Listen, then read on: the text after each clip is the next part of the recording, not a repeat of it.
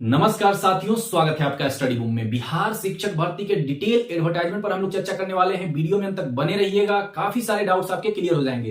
देखिए, रजिस्ट्रेशन और पेमेंट का जो डेट है वो 5 नवंबर 2023 से लेकर 14 नवंबर 2023 तक रखा गया है। ये सिर्फ अभी रजिस्ट्रेशन हो रहा है और पेमेंट हो रहा है, ठीक है।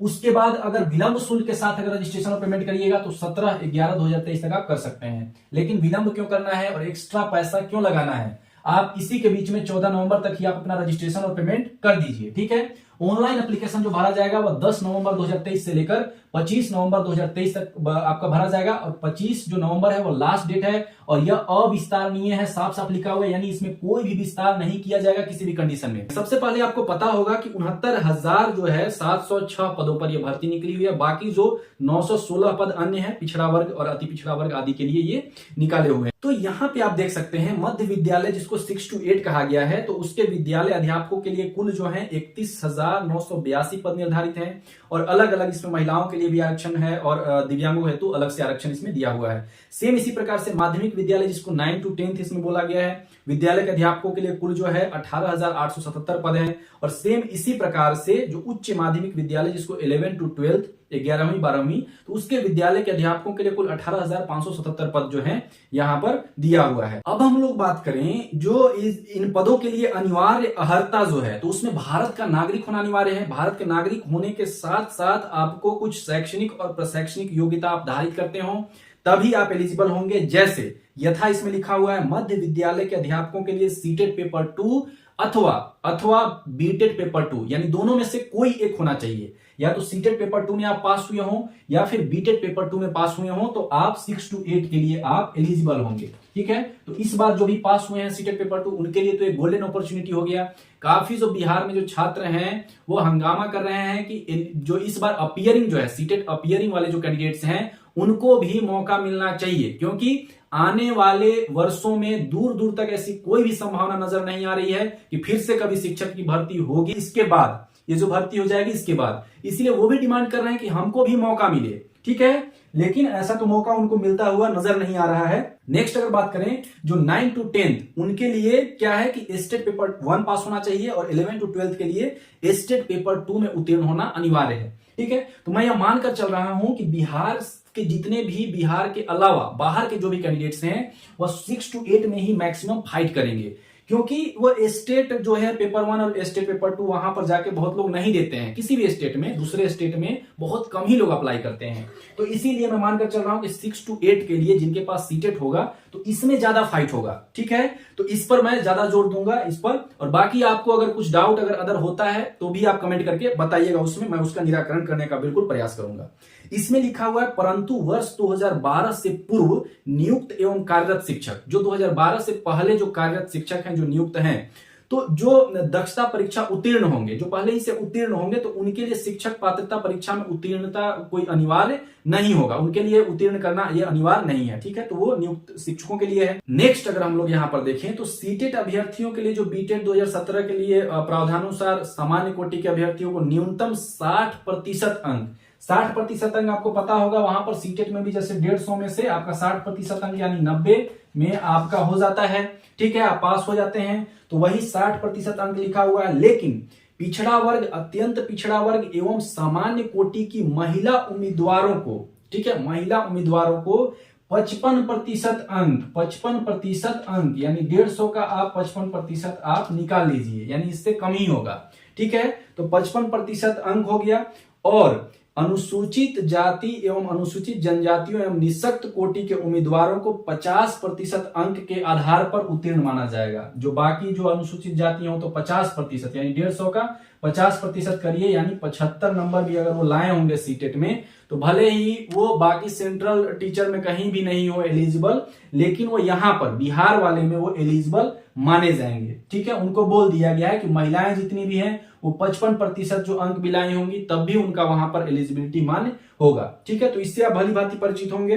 नेक्स्ट अगर हम लोग बात करें कि विद्यालय अध्यापक में स्नातक कोटि जो 6 to 8 के लिए है, तो उसमें अध्यापक की विषयवार निम्न पद होंगे। 3 विषय ये तो आप लोग जान ही रहे हैं, गणित एवं विज्ञान विद्यालय अध्यापक, उसके बाद सामाजिक विज्ञान विद्यालय अध्यापक, उसके बाद भाषा विद्यालय अध्यापक, ये तीन जो हैं ये तीनों में अध्यापक वो बनेंगे। उसके बाद नियुक्ति हेतु न्यूनतम शैक्षणिक एवं प्रशैक्षणिक अर्हता जो होगी वह निम्नवत होगी। नीचे लिखा हुआ है आपका जो बीएड होना चाहिए, डीएलएड भी इसमें लिखा हुआ है, ठीक है। प्रारंभिक शिक्षा में द्विवर्षीय डिप्लोमा, चाहे जिस किसी नाम से भी जाना जाता हो, कहीं डीएलएड जाना जाता है, कहीं और किसी नाम से जाना जाता है, वो भी हो सकता है। कम से कम 50% अंकों सहित स्नातक, या तो ग्रेजुएशन में 50% हो या फिर जो पीजी है उसमें 50% हो और उसके साथ ही बीएड हो। इस प्रकार से आपका दिया हुआ है, ठीक है। तो ये सारे माने हैं। परंतु भी यहां पर लिखा हुआ है कि जो भी शिक्षा शास्त्र में डिप्लोमा होंगे, शिक्षा शास्त्र में डिप्लोमा, विशेष शिक्षा यहां पर लिखा हुआ है, यानी जो डीएड होते हैं, डिप्लोमा इन एजुकेशन, वो या फिर जो बीएड है एवं बीएड लिखा हुआ है विशेष शिक्षा, जो बीएड स्पेशल एजुकेशन होता है। यहां पर ध्यान दीजिएगा कि एक होता है आपका नॉर्मल बीएड, नॉर्मल जो बीएड होता है वो एनसीटीई से यहां पर उनका मान्यता प्राप्त होता है। लेकिन जो बीएड स्पेशल जो होता है ना, बीएड स्पेशल जो होंगे वो आरसीआई के द्वारा ये मान्यता प्राप्त यहां पर होते हैं, ठीक है। बीएड स्पेशल कहने का मतलब ये स्पेशल कैंडिडेट्स को पढ़ाने के लिए इनको तैयार किया जाता है, ठीक है। जिससे फिजिकली जो डिजेबल्ड वगैरह है, दिव्यांग वगैरह है, बाकी जो भी इस प्रकार के कैंडिडेट्स हैं, उनके लिए इनको स्पेशल तैयार किया जाता है। तो उनके संबंध में यहां पर लिखा गया है। इसके बारे में मैंने बता दिया कि आरसीआई से संबंधित जो आरसीआई द्वारा मान्यता प्राप्त ये बीएड स्पेशल वाले ये मान्य होंगे। ऐसी योग्यता प्राप्त अभ्यर्थियों को जो इस प्रकार से योग्यता प्राप्त करते हो, डीएड वाले, diploma in education and BEd special education में, इस प्रकार के जो योग्यता प्राप्त जो अभ्यर्थी हैं, उनको नियुक्ति के बाद प्रारंभिक शिक्षा शास्त्र में राष्ट्रीय अध्यापक शिक्षा परिषद द्वारा मान्यता प्राप्त 6 माह का विशेष प्रशिक्षण प्राप्त करना आवश्यक होगा। यह चीज लिखा हुआ है। लेकिन एक चीज आपको और भी इसमें बेनिफिट मिलने वाला है कि संबंधित विद्यालय अध्यापक को इस प्रशिक्षण को पूर्ण करने हेतु 6 महीने का सवैतनिक अवकाश मान्य होगा, ठीक है। सवैतनिक मतलब वेतन के साथ आपको 6 महीने का वेतन भी मिलेगा, ठीक है, और उसके साथ आपको सवैतनिक अवकाश जो है छुट्टी मिलेगा 6 महीने का, समझ लीजिए, और आपका वेतन भी मिलेगा। तो ये एक बहुत बड़ा बेनिफिट है, ठीक है। ये आपको समझ में आ गया होगा। अब हम लोग बात करें यहां पर लिखित परीक्षा को लेकर, ठीक है। तो लिखित परीक्षा आपका ऑब्जेक्टिव टाइप होगा। इसमें विषय कौन कौन से होंगे? पहला है भाषा जो आपका होगा क्वालिफाइंग होगा, ठीक है। उसके बाद सामान्य अध्ययन एवं आपका जो विषय है, ठीक है, 3 इसमें हो गए। तो उसकी प्रश्नों की संख्या 150 होगी और उसको भाग 1, भाग 2 और भाग 3 में यहां पर डिवाइड किया गया है। भाग 1 में 30 हो गया। भाग 1 मतलब आपका जो भाषा है, ठीक है, तो भाषा में आपका 30 प्रश्न हो गया। भाग 2 जो सामान्य अध्ययन है उसमें 40 प्रश्न हो गया, एवं भाग 3 में जो आपका विषय है उसमें 80 प्रश्न हो गया। टोटल 150 प्रश्न 2.5 घंटे का होगा और 150 अंक का होगा, यानी एक प्रश्न 1 अंक। ठीक, क्लियर हो गया यहां तक। अब इसमें देख लीजिए कि भाषा जो है आपका भाग 1 जो है, जो आपका क्वालिफाइंग पेपर है, उसके लिए अंग्रेजी तो एकदम बिल्कुल नेसेसरी है, यहां पर अंग्रेजी होगा ही होगा, एवं हिंदी, उर्दू, बांग्ला भाषा का व्यवहारिक ज्ञान, यानी अंग्रेजी के साथ आपका या तो हिंदी हो या फिर अंग्रेजी के साथ उर्दू हो या फिर अंग्रेजी के साथ बांग्ला भाषा का आपका व्यवहारिक ज्ञान इसमें होना चाहिए। तो उसका आपका एक पेपर होगा, ठीक है। और इस भाग में अर्हतांक कम से कम 30% अनिवार्य हो, ठीक है। 30 क्वेश्चन है 30 नंबर का, तो 30 का 30%, यानी 9 जो क्वेश्चन है 9 नंबर आपका आना जरूरी है, तभी आप क्वालिफाई करेंगे, नहीं तो डिस्क्वालीफाई कर दिए जाएंगे।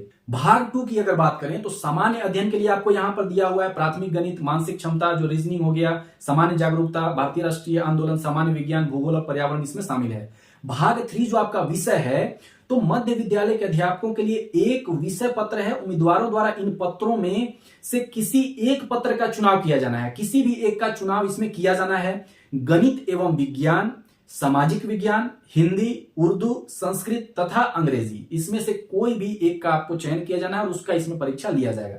लेकिन सबसे बड़ी यहां पर समस्या है कि इसका कोई भी सिलेबस, डिटेल सिलेबस नहीं दिया हुआ है। जैसे मान लीजिए आप अगर इंग्लिश, अगर आप भाषा अगर चूज करते हैं तो इंग्लिश में आपको नहीं दिया हुआ है कि आपको क्या क्या पढ़ना है। अगर लिटरेचर में अगर आ जाए तो कोई अनुमान ही लगा कि आप देख रहे होंगे, हर लोग बता रहे हैं यहाँ 30% आपका लिटरेचर पूछा जाएगा, 40% लिटरेचर पूछा जाएगा और 60% जो है ग्रामर का सेक्शन पूछा जाएगा।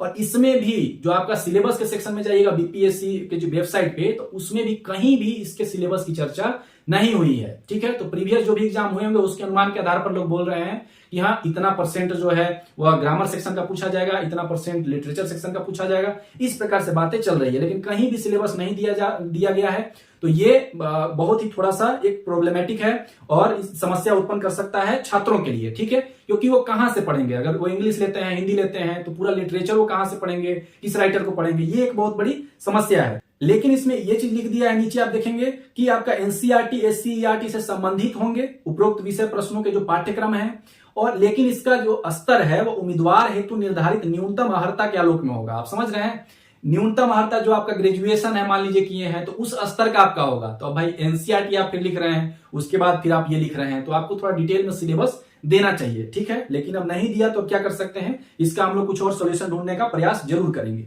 नेक्स्ट हम लोग मेधा सूची के बारे में देख लेते हैं। इसमें काफी आपको ध्यान देने की आवश्यकता है, वेरी वेरी इंपॉर्टेंट ये पॉइंट है कि आपको लिखित परीक्षा के कुल प्राप्तांक यानी भाग 2 और भाग 3 जो है, सामान्य जो जनरल नॉलेज का जो विषय आपका जो भाग 2 होगा और उसके बाद जो आपका विषय होगा, दोनों मिलाकर यानी भाग 2 और भाग 3 दोनों के आधार पर आयोग सफल अभ्यर्थियों की औपबंधिक मेधा सूची तैयार करेगा।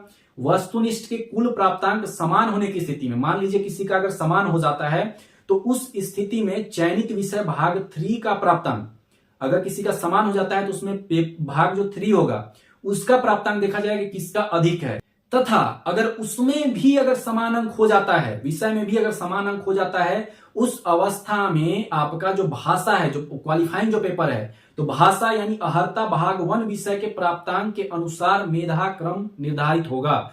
यानी क्वालिफाइंग जो पेपर है ना, तो उसको बिल्कुल इजी मत ले लीजिएगा कि ये तो बस क्वालिफाइंग है। ये आप देख लीजिए कि मेधा सूची में उसका भी बड़ा रोल अदा ये कर सकता है, ठीक है, अगर समान अंक वाले अगर मिल जाते हैं तो जो भाग 1 जो है आपका क्वालिफाइंग, उसमें भी बहुत अच्छे से आप ध्यान दीजिएगा, अच्छे से एग्जाम दीजिएगा क्वालिफाइंग पेपर, क्योंकि वो बाद में आपका बहुत बड़ा रोल आपका अदा कर सकता है। नेक्स्ट अगर हम लोग देखें, अभ्यर्थी किसी एक ही विषय का चयन कर सकते हैं। इस बिंदु को ध्यान में रखिएगा, जिस विषय में उन्होंने शिक्षक पात्रता परीक्षा उत्तीर्ण किया है। यदि अभ्यर्थी एक या एक से अधिक विषय में शिक्षक पात्रता परीक्षा उत्तीर्ण हुए हों, ठीक है, उस स्थिति में भी अभ्यर्थी अपनी इच्छा से एक ही विषय का चयन कर सकते हैं। कुल मिलाकर बात यह है, इसमें आप जो भी भरेंगे बस एक ही विषय भरेंगे, जो भी विषय आपका होगा तो उसमें से कोई एक ही विषय चूज करके आप भर सकते हैं, ठीक है। सोशल साइंस होगा तो सिर्फ सोशल साइंस में भरिए, आपका जो लैंग्वेज होगा तो लैंग्वेज में भरिए, इस प्रकार से आप भर सकते हैं। इसमें कोई भी साक्षात्कार आपका इंटरव्यू नहीं दिया जाएगा। अब यहाँ पर देखिए, भाषा जो है भाग 1 आपका क्वालिफाइंग होगा, ठीक है, भाग 1 आपका क्वालिफाइंग है, लेकिन अच्छे से एग्जाम दीजिएगा, मैंने आपको बता दिया। सभी विद्यालय अध्यापकों के लिए ली जाने वाली लिखित परीक्षा वस्तुनिष्ठ होगी और इसमें कोई भी निगेटिव मार्किंग नहीं होगा। उसके बाद उक्त लिखित परीक्षा है तो पुनर्मूल्यांकन का कोई भी प्रावधान नहीं है, ठीक है, री इवैल्यूएशन है इसमें नहीं होगा, ठीक। नेक्स्ट अगर हम लोग यहां पर बात करें तो आप लोग इनकम एंड एसेट सर्टिफिकेट, ये सिर्फ बिहार के कैंडिडेट्स के लिए है। अब यहां पर एक बात ध्यान में रखिएगा, जो भी बिहार के अभ्यर्थी होंगे वही ईडब्ल्यूएस बनवाएंगे ना, तो उनके लिए यहां पर साफ साफ लिख दिया है, ठीक है, तो वो 1 वर्ष के लिए वैध होगा और इस विज्ञापन हेतु वित्तीय वर्ष 2022-23 के आधार पर निर्गत ईडब्ल्यूएस प्रमाण पत्र मान्य होगा, ठीक है। वैलिड ईयर आपका 2023 है, लेकिन आपका फाइनेंशियल ईयर 2022-23 भी लिखा होना चाहिए, ठीक है। तो ये बिहार के कैंडिडेट्स के लिए है। उसके बाद अगर नीचे अगर आप लोग देखिएगा, ग्रीन कलर से है कि सभी वांछित प्रमाण पत्र यथा शैक्षणिक प्रशैक्षणिक योग्यता, शिक्षक पात्रता, दक्षता परीक्षा उत्तीर्ण, आरक्षण एवं अस्थायी निवास प्रमाण पत्र आवेदन करने की अंतिम तिथि साफ साफ इसमें लिख दिया है, ठीक है। कई एडवर्टाइजमेंट में इस प्रकार से नहीं लिखा हुआ रहता है, लेकिन इसमें से साफ साफ लिख दिया है कि अंतिम जो तिथि है वो 25/11/2023 तक का निर्गत होना आवश्यक है, ठीक है। अब जो ये सीटेट अभ्यर्थी इसीलिए हंगामा कर रहे हैं क्योंकि अपीयरिंग का इसमें कुछ सवाल ही नहीं है, कोई भी अपीयरिंग नहीं, जो भी आपका डॉक्यूमेंट है तो उसमें आपका सब चीज जो है 25/11/2023 तक का निर्गत होना आवश्यक है, ठीक है। उस समय तक आप पास कर लिए होने चाहिए, ठीक है, उस समय तक आपको मिल जाना चाहिए। नेक्स्ट हम लोग अगर बात करें तो आयोग द्वारा किसी भी समय मांगे जाने पर अभ्यर्थियों को सक्षम प्राधिकार द्वारा निर्गत निम्नलिखित प्रमाण पत्रों की मूल प्रतियां सत्यापन हेतु प्रस्तुत करना अनिवार्य होगा। अब इसमें मैट्रिक का जो प्रमाण पत्र है, अंक पत्र है, जन्म तिथि के साक्ष्य के लिए और बाकी सारा चीज इसमें लिखा हुआ है, पिछड़ा वर्ग, अन्य पिछड़ा वर्ग और दिव्यांग, आर्थिक रूप से कमजोर, सब चीज इसमें लिखा हुआ है कौन कौन सी आपको आवश्यकता होगी। लेकिन अगर आप नीचे यहां पर देखिएगा तो फोटो युक्त पहचान पत्र, आधार कार्ड यहां पर लिखा हुआ है ब्रैकेट में, उसके बाद हाल का खींचा हुआ 2 फोटो होना चाहिए। नेक्स्ट आपका लिखित परीक्षा के लिए भरे एवं डाउनलोड किए गए आवेदन की प्रति, ठीक है, इसको भी आपको रखना है। ये साफ साफ उसमें अनिवार्य होगा लिख दिया है, ऊपर आप पढ़ लीजिए, यहां पर अनिवार्य होगा ये सारी चीजें। तो जो आप फॉर्म अप्लाई करेंगे ना उसका भी आप निकलवा के रख लीजिएगा, ठीक है, क्योंकि बहुत स्पीड मोड में काम हो रहा है, एकदम दिसंबर में आपका एग्जाम भी हो जाएगा और आपको जल्द से जल्द, आपको लग रहा है जनवरी में आपको ज्वाइनिंग लेटर भी दे देगा, तो इसलिए ध्यान में रखिएगा, ये चीज कर लीजिएगा, ठीक है। और जिसका भी आधार वगैरह मोबाइल से लिंक नहीं है वो भी करवा लीजिएगा। अभी हम लोग आगे उस पर देखते हैं। नेक्स्ट हम लोग देखेंगे यहाँ पर लिखित परीक्षा के लिए निर्गत जो ई एडमिट कार्ड होगा उसकी प्रति, ठीक है, एडमिट कार्ड को भी आप अपना रखवाइएगा उसमें निकलवा के, और जो आप फॉर्म भरिएगा वो भी आप एक उसकी प्रति जो है निकलवा के आप रख लीजिएगा। नेक्स्ट अगर हम लोग यहां पर देखें कि वैसे अभ्यर्थी जिनके द्वारा ऑनलाइन आवेदन में पहचान पत्र के रूप में आधार संख्या अंकित किया जाता है उन्हें बायोमेट्रिक फी के रूप में 200 रुपए अतिरिक्त शुल्क प्रति पद का भुगतान नहीं करना होगा। जो भी कैंडिडेट्स अगर ऑनलाइन आवेदन में अगर वो आधार कार्ड अगर वो नहीं देते हैं तो उनको अलग से 200 रुपया आपको देना पड़ेगा प्रति आवेदन। अगर आधार कार्ड अगर आप नहीं करवाएं, आधार कार्ड अगर आप उसमें नहीं भरिएगा दीजिएगा फॉर्म भरते समय, तो आपको बायोमेट्रिक फी के रूप में आपको 200 रुपया हर जगह आपको लग सकता है। ठीक है, जो भी आप फॉर्म भरेंगे तो आपको आधार कार्ड दे दीजिएगा तो ठीक ही रहेगा। दस्तावेज सत्यापन की सुगमता हेतु पहचान पत्र के रूप में आधार अंकित किया जाना अपेक्षित है। साथ ही आधार लिंक मोबाइल संख्या का अंकन किया जाना अपेक्षित है। आधार लिंक मोबाइल नंबर नहीं होने की स्थिति में यथाशीघ्र मोबाइल नंबर को आधार से लिंक करा लें। यह भी एक महत्वपूर्ण सूचना दे दिया है कि अगर आपका आधार अगर मोबाइल से लिंक नहीं है ना तो वो अभी करवा लीजिए। परीक्षा फल के प्रकाशन के उपरांत जब आपका रिजल्ट जब आ जाएगा तो उसके उपरांत दस्तावेज सत्यापन के समय अभ्यर्थी के मोबाइल पर यदि ओटीपी की समस्या उत्पन्न होती है एवं दस्तावेज सत्यापन में असफल होने पर उनकी पात्रता प्रभावित होगी। अब इसमें लिख दिया है तो ये सब आप लोग देख लीजिएगा अगर आप लोग सतर्क होंगे तो। नेक्स्ट देखिए यहाँ पर क्या है, रजिस्ट्रेशन के बाद परीक्षा शुल्क का ऑनलाइन पेमेंट करने के पूर्व अभ्यर्थी सुनिश्चित कर लें कि रजिस्ट्रेशन में प्रविष्ट की गई सारी सूचनाएं सही है ना। एकदम चौकन्ना होकर फॉर्म भरिएगा। साफ साफ निर्देश दिया हुआ है कि पेमेंट के उपरांत अभ्यर्थी द्वारा रजिस्ट्रेशन में की गई प्रविष्टि में एडिट करने का कोई प्रावधान नहीं होगा। इसमें एडिट वेडिट का ऑप्शन नहीं मिलने वाला है आपको, इसीलिए एक ही बार जो फॉर्म भरिएगा एकदम आंख नाक कान सब खोल के भरिएगा।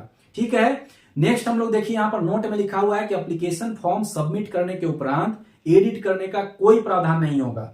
आगे यहाँ पर नोट में फिर से लिखा हुआ है, वैसे अभ्यर्थी जिन्होंने ऑनलाइन आवेदन की प्रक्रिया पूर्ण कर ली हो फिर भी किसी त्रुटि के दृष्टिगत अपना आवेदन कैंसिल करना चाहते हो वे निबंधन एवं भुगतान की अंतिम तिथि के पूर्व अपने एप्लीकेशन को कैंसिल करते हुए उसी मोबाइल नंबर ईमेल आईडी से दूसरा रजिस्ट्रेशन एवं नए सिरे से परीक्षा शुल्क का भुगतान करके आवेदन की प्रक्रिया पूर्ण कर सकते हैं। ठीक है, मतलब फिर से कैंसिल करिए फिर से परीक्षा शुल्क लगाइए, उतना हम क्यों भाई पैसा इसमें देंगे हैं। एक ही बार चौकन्ना होकर नहीं भर लेंगे कि इतना बड़ा प्रोसीजर कि फिर से कैंसिल करिए, नया तरीका से फिर से फॉर्म भरिए गलती करके। ठीक है, तो जहां भी आप कैफे वगैरह में भरवाइएगा ना तो अपने से खुद से देख के उसको 2-3 बार चेक करिएगा, खुद से चेक करिएगा तभी आप फॉर्म भरिएगा, नहीं तो फिर से आपको समस्या हो जाएगा।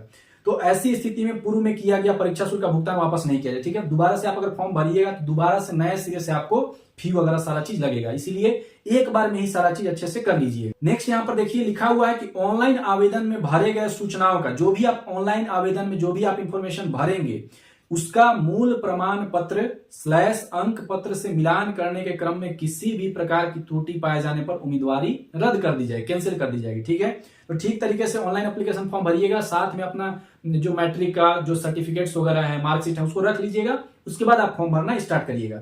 नीचे देखिए साफ साफ लिखा हुआ है, ये चीज ध्यान में रखिएगा, एकदम गौर करिएगा कि इंटरनेट या बैंकिंग व्यवधान के लिए आयोग उत्तरदायी नहीं होगा। कोई भी इंटरनेट या जो बैंकिंग व्यवधान है कि पेमेंट फंस जा रहा है तो सर्वर डाउन है, इसके लिए आयोग उत्तरदायी बिल्कुल भी नहीं है। अतः अभ्यर्थी अंतिम तिथियों का इंतजार नहीं करेंगे, जो भी आपका अंतिम तिथि दिया हुआ है इसका इंतजार बिल्कुल मत करिए। ठीक है, एवं उसके पूर्व ही सभी प्रक्रिया पूरी कर लेंगे। अगर वो नहीं कर पाएंगे तो आयोग इसके लिए बिल्कुल भी रिस्पॉन्सिबल नहीं है, वो फिर आपका फॉर्म नहीं भरा पाएगा, आप फिर बाहर हो जाइएगा और रोते रहिएगा। नेक्स्ट एकदम महत्वपूर्ण निर्देश देख लीजिए कि अंतिम रूप से भरे गए ऑनलाइन आवेदन को सबमिट करने के बाद अभ्यर्थी उसी समय पुनः लॉगिन कर डैशबोर्ड पर उपलब्ध डाउनलोड फील्ड एप्लीकेशन सेक्शन से भरा हुआ आवेदन डाउनलोड कर उसकी 2 प्रति निश्चित रूप से प्रिंट करेंगे। अब महत्वपूर्ण निर्देश दिया हुआ है, अब कई लोग आप लोग प्रिंट नहीं करिएगा तो आप लोग समझिए, लेकिन इसमें दिया हुआ है कि जो आप लोग फॉर्म भरिएगा ना तो वो उसका आप लोग 2 प्रति निश्चित रूप से आप लोग प्रिंट करवा के रख लीजिए। विज्ञापन से संबंधित वर्णित सभी प्रमाण पत्र / कागजात की प्रति अवश्य सुरक्षित रखेंगे। आयोग द्वारा किसी भी समय या आवश्यकता अनुसार मांगे जाने पर उम्मीदवार को उक्त हार्ड कॉपी एवं सभी संबंधित प्रमाण पत्र निश्चित रूप से प्रस्तुत करना होगा, क्योंकि सब चीजें जल्दी जल्दी एकदम मांगेंगे, जल्दी से एग्जाम होगा, जल्दी से आपको ज्वाइनिंग मिलेगा।